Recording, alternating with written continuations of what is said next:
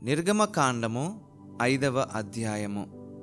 తరువాత మోషే అహరోనులు వచ్చి ఫరోను చూచి, ఇశ్రాయేలీయుల దేవుడైన యెహోవా అరణ్యములో నాకు ఉత్సవము చేయుటకు నా జనమును పోనిమ్మని ఆజ్ఞాపించుచున్నాడనిరి. ఫరో, నేను అతని మాట విని ఇశ్రాయేలీయులను పోనిచ్చుటకు యెహోవా ఎవడు? నేను యెహోవాను ఎరుగను, ఇశ్రాయేలీయులను పోనీయనెను. అప్పుడు వారు, హెబ్రీయుల దేవుడు మమ్మను ఎదుర్కొనెను, సెలవైన ఎడల మేము అరణ్యములోనికి 3 దినముల ప్రయాణమంత దూరము పోయి మా దేవుడైన యెహోవాకు బలి అర్పించుదుము. లేని ఎడల ఆయన మా మీద తెగులుతోనైనను ఖడ్గముతోనైనను పడునేమో అనిరి. అందుకు ఐగుప్తు రాజు, మోషే, అహరోను, ఈ జనులు తమ పనులను చేయకుండా మీరేలా ఆపుచున్నారు? మీ బరువులు మోయుటకు పొండనెను. మరియు ఫరో, ఇదిగో ఈ జనము ఇప్పుడు విస్తరించియున్నది, వారు తమ బరువులను విడిచి తీరికగా నుండునట్లు మీరు చేయుచున్నారని వారితో అనెను. ఆ దినమున ఫరో ప్రజలపైనున్న కార్యనియామకులకును వారి నాయకులకును ఇట్లు ఆజ్ఞాపించెను, ఇటుకలు చేయుటకు మీరు ఇక మీదట ఈ జనులకు గడ్డి ఇయ్యకూడదు. వారు వెళ్ళి తామే గడ్డి కూర్చుకొనవలెను. అయినను వారు ఇదివరకు చేసిన ఇటుకల లెక్కనే వారి మీద మోపవలెను. దానిలో ఏమాత్రమును తక్కువ చేయవద్దు. వారు సోమరులు గనక మేము వెళ్ళి మా దేవునికి బలి నర్పించుటకు సెలవిమ్మని మొరపెట్టుచున్నారు. ఆ మనుష్యుల చేత ఎక్కువ పని చేయింపవలెను. దానిలో వారు కష్టపడవలను. అబద్ధపు మాటలను వారు లక్ష్య పెట్టకూడదనెను. కాబట్టి ప్రజల కార్యనియామకులను వారి నాయకులను పోయి ప్రజలను చూచి, నేను మీకు గడ్డి ఇయ్యను, మీరు వెళ్ళి మీకు గడ్డి ఎక్కడ దొరుకునో అక్కడ మీరే సంపాదించుకొనుడి. అయితే మీ పనిలో నేమాత్రమును తక్కువ చేయబడదని ఫరో సెలవిచ్చెననిరి. అప్పుడు ప్రజలు గడ్డికి మారుగా కొయ్యకాలు కూర్చుటకు ఐగుప్తు దేశమందంతటను చెదిరిపోయిరి. మరియు కార్యనియామకులు వారిని త్వరపెట్టి గడ్డి ఉన్నప్పటి వలనే ఏనాటి పని ఆనాడే ముగించుడనిరి. ఫరో కార్యనియామకులు తాము ఇశ్రాయేలీయులలో వారి మీద ఉంచిన నాయకులను కొట్టి, ఎప్పటి వలె మీ లెక్క చొప్పున ఇటుకలను నిన్న నేడు మీరు ఏల చేయించలేదని అడగగా, ఇశ్రాయేలీయుల నాయకులు ఫరో యొద్దకు వచ్చి, తమ దాసుల ఎడల తమరెందుకిట్లు జరిగించుచున్నారు? తమ దాసులకు గడ్డినియ్యరు, అయితే ఇటుకలు చేయుడని మాతో చెప్పుచున్నారు. చిత్తగించుము, వారు తమరి దాసులను కొట్టుచున్నారు. అయితే తప్పిదము తమరి ప్రజలయందే యున్నదని మొరపెట్టిరి. అందుకతడు, మీరు సోమరులు అందుచేత మేము వెళ్ళి యెహోవాకు బలి నర్పించుటకు సెలవిమ్మని మీరు అడుగుచున్నారు. మీరు పొండి, పని చేయుడి, గడ్డి మీకియ్యబడదు. అయితే ఇటుకల లెక్క మీరు అప్పగింపక తప్పదని చెప్పెను. మీ ఇటుకల లెక్కలో నేమాత్రమును తక్కువ చేయవద్దు. ఏనాటి పని ఆనాడే చేయవలనని రాజు సెలవీయగా, ఇశ్రాయేలీయుల నాయకులు తాము దురవస్థలో పడినట్లు తెలుసుకొనిరి. వారు ఫరో యొద్ద నుండి బయలుదేరి వచ్చుచు తమ్మును ఎదుర్కొనుటకు దారిలో నిలిచియున్న మోషే అహరోనులను కలుసుకొని, యెహోవా మిమ్ము చూచి న్యాయము తీర్చునుగాక, ఫరో ఎదుటను అతని దాసుల ఎదుటను మమ్మను అసహ్యులనుగా చేసి మమ్ము చంపుటకై వారి చేతికి ఖడ్గమిచ్చితిరని వారితో అనగా, మోషే యెహోవా యొద్దకు తిరిగి వెళ్ళి, ప్రభువా, నీవేళ ఈ ప్రజలకు కీడు చేసితివి? నన్నేల పంపితివి? నేను నీ పేరట మాటలాడుటకు ఫరో యొద్దకు వచ్చినప్పటి నుండి అతడు ఈ జనులకు కీడే చేయుచున్నాడు. నీ జనులను నీవు విడిపింపనూ లేదనెను. నిర్గమకాండము 6వ అధ్యాయము. అందుకు యెహోవా, ఫరోకు నేను చెయ్యబోవుచున్న దానిని నీవు నిశ్చయముగా చూచెదవు. బలమైన హస్తము చేత అతడు వారిని పోనిచ్చును. బలమైన హస్తము చేతనే అతడు తన దేశములో నుండి వారిని తోలివేయునని మోషేతో అనెను. మరియు దేవుడు మోషేతో ఇట్లనెను, నేనే యెహోవాను, నేను సర్వశక్తిగల దేవుడను పేరున అబ్రహాము, ఇస్సాకు, యాకోబులకు ప్రత్యక్షమైతిని. కాని యెహోవా అను నా నామమున నేను వారికి తెలియబడలేదు. మరియు వారు పరవాసము చేసిన దేశమగు కనాను దేశమును వారికిచ్చుటకు నా నిబంధనను వారితో స్థిరపరచితిని. ఐగుప్తీయులు దాసత్వమునకు లోపరిచియున్న ఇశ్రాయేలీయుల మూలుగును విని నా నిబంధనను జ్ఞాపకము చేసుకొని ఉన్నాను. కాబట్టి నీవు ఇశ్రాయేలీయులతో ఇలాగు చెప్పుము, నేనే యెహోవాను. నేను ఐగుప్తీయులు మోయించు బరువుల క్రింద నుండి మిమ్మును వెలుపలికి రప్పించి, వారి దాసత్వములో నుండి మిమ్మును విడిపించి, నా బాహువు చాపి గొప్ప తీర్పులు తీర్చి మిమ్మును విడిపించి, మిమ్మును నాకు ప్రజలుగా చేర్చుకొని మీకు దేవుడనై యుందును. అప్పుడు ఐగుప్తీయుల బరువు క్రింద నుండి మిమ్మును వెలుపలికి రప్పించిన మీ దేవుడనైన యెహోవాను నేనే అని మీరు తెలుసుకొందురు. నేను అబ్రహాము, ఇస్సాకు, యాకోబులకు ఇచ్చెదనని చెయ్యి ఎత్తి ప్రమాణము చేసిన దేశములోనికి మిమ్మును రప్పించి దాని మీకు స్వాస్థ్యముగా ఇచ్చెదను. నేను యెహోవానని చెప్పుమనగా మోషే ఇశ్రాయేలీయులతో అలాగు చెప్పెను. అయితే వారు మనోవ్యాకులమును బట్టియు కఠిన దాసత్వమును బట్టియు మోషే మాట వినరైరి. మరియు యెహోవా మోషేతో, నీవు లోపలికి వెళ్ళి ఐగుప్తు రాజైన ఫరోతో ఇశ్రాయేలీయులను తన దేశములో నుండి వెలుపలికి పోనీయవలనని అతనితో చెప్పుమనెను.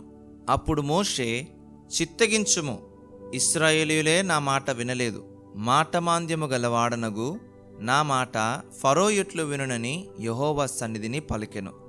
మరియు యెహోవా మోషే అహరోనులతో నిట్లనెను, ఇశ్రాయేలీయులను ఐగుప్తు దేశములో నుండి తాము వెలుపలికి రప్పించుటకై ఇశ్రాయేలీయుల యొద్దకును ఫరో యొద్దకును వెళ్ళవలనని వారికి ఆజ్ఞాపించెను.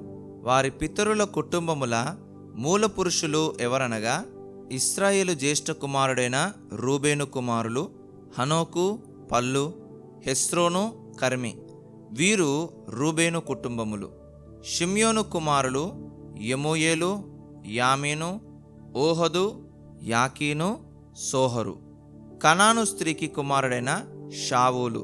వీరు షిమ్యోను కుటుంబములు. లేవి కుమారుల పేరులు వారి వారి వంశావళుల చొప్పున ఏవేవనగా గెర్షోను, కహాతు, మెరారి. లేవి 137 ఏండ్లు బ్రతికెను. గెర్షోను కుమారులు వారి వారి వంశావళుల చొప్పున లిబ్ని, షిమి. కహాతు కుమారులు అమ్రాము, ఇస్హారు, హెబ్రోను, ఉజ్జియేలు. కహాతు 133 ఏండ్లు బ్రతికెను. మెరారి కుమారులు మహలి, మూషి. వీరు తమ తమ వంశావళుల చొప్పున లేవి కుటుంబములు. అమ్రాము తన మేనత్త అయిన యోకెబెదును పెళ్లి చేసుకొనెను. ఆమె అతనికి అహరోనును మోషేను కనెను. అమ్రాము 137 ఏండ్లు బ్రతికెను. ఇస్హారు కుమారులు కోరహు, నెపెగు, జిక్రి. ఉజ్జియేలు కుమారులు మిషాయేలు, ఎల్సాఫాను, సిత్రి.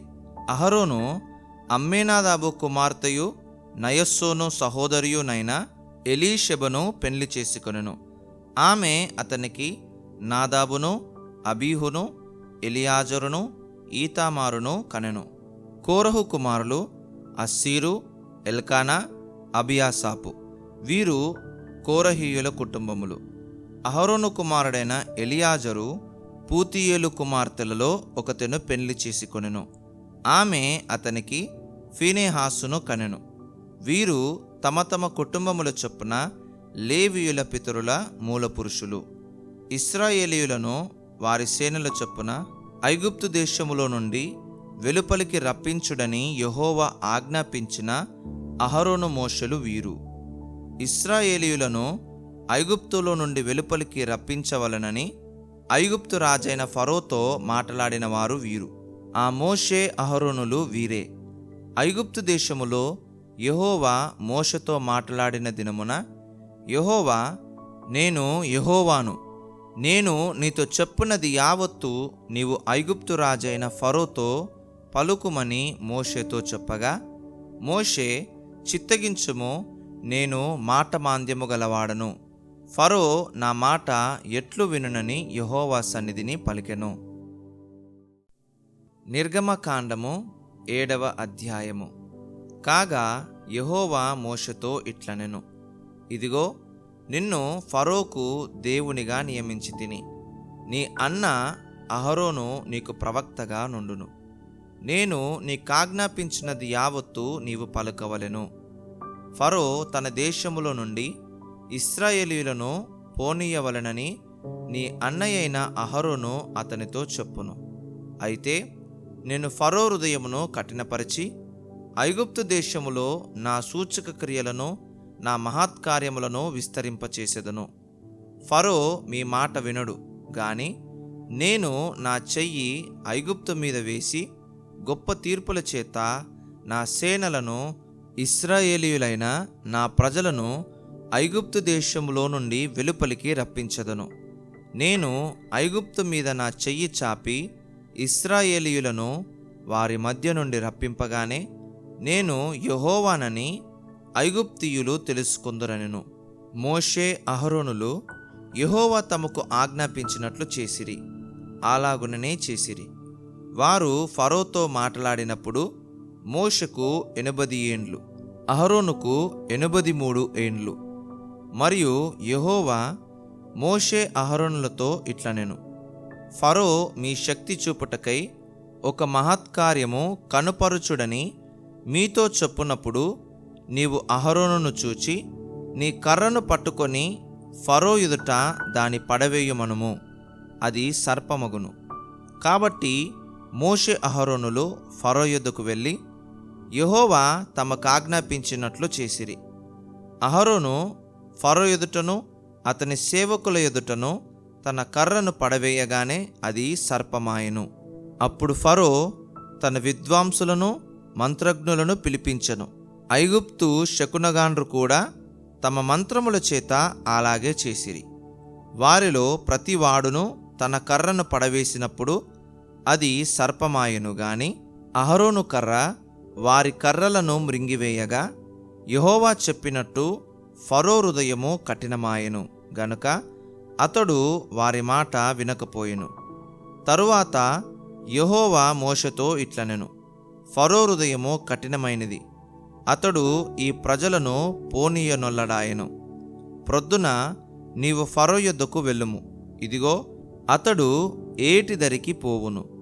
నీవు అతనిని ఎదుర్కొనుటకు ఏటి ఒడ్డున నిలిచి పాముగా చేయబడిన కర్రను చేత పట్టుకొని అతని చూచి, అరణ్యమందు నన్ను సేవించుటకై నా ప్రజలను పోనిమ్మని ఆజ్ఞాపించుటకుగాను హెబ్రీయుల దేవుడైన యెహోవా నన్ను నీ యొద్దకు పంపెను. నీవు ఇదివరకు వినకపోతివి. కాగా యెహోవా ఆజ్ఞ ఏదనగా, నేను యెహోవానని దీని బట్టి నీవు తెలుసుకొందువని యెహోవా చెప్పుచున్నాడు. ఇదిగో, నా చేతిలోనున్న ఈ కర్రతో నేను ఏటి నీటిని కొట్టుదును, అది రక్తముగా మార్చబడును. ఏటిలోని చేపలు చచ్చును, ఏరు కంపు కొట్టును. ఏటి నీళ్లు త్రాగుటకు ఐగుప్తీయులు అసహ్యపడుదురని చెప్పుమనెను. మరియు యెహోవా మోషేతో ఇట్లనెను, నీవు అహరోనుతో నీ కర్రను పట్టుకొని ఐగుప్తు జలముల మీద, అనగా వారి నదుల మీదను, వారి కాలువల మీదను, వారి చెరువుల మీదను, వారి నీటి గుంటలన్నిటి మీదను నీ చెయ్యి చాపుము, అవి రక్తమగును. ఐగుప్తు దేశమందంతటను మ్రాను పాత్రలలోనూ రాతి పాత్రలలోనూ రక్తము ఉండునని అతనితో చెప్పుమనెను. యెహోవా ఆజ్ఞాపించినట్లు మోషే అహరోనులు చేసిరి. అతడు ఫరో ఎదుటను అతని సేవకుల ఎదుటను తన కర్రను పైకెత్తి ఏటి నీళ్లను కొట్టగా ఏటి నీళ్ళన్నయో రక్తముగా మార్చబడెను. ఏటిలోని చేపలు చచ్చెను, ఏరు కంపు కొట్టెను. ఐగుప్తీయులు ఏటి నీళ్లు త్రాగలేకపోయిరి. ఐగుప్తు దేశమందంతటా రక్తము ఉండెను. ఐగుప్తు శకునగాండ్రు కూడా తమ మంత్రముల వలన అట్లు చేయగా యెహోవా చెప్పినట్లు ఫరో హృదయము కఠినమాయెను. అతడు మోషే అహరోనుల మాట వినకపోయెను. జరిగిన దానిని మనస్సున పెట్టక ఫరో తిరిగి తన ఇంటికి వెళ్ళెను. అయితే ఐగుప్తీయులందరూ ఏటి నీళ్లు త్రాగలేక త్రాగునీళ్ల కొరకు ఏటి ప్రక్కలను త్రవ్విరి.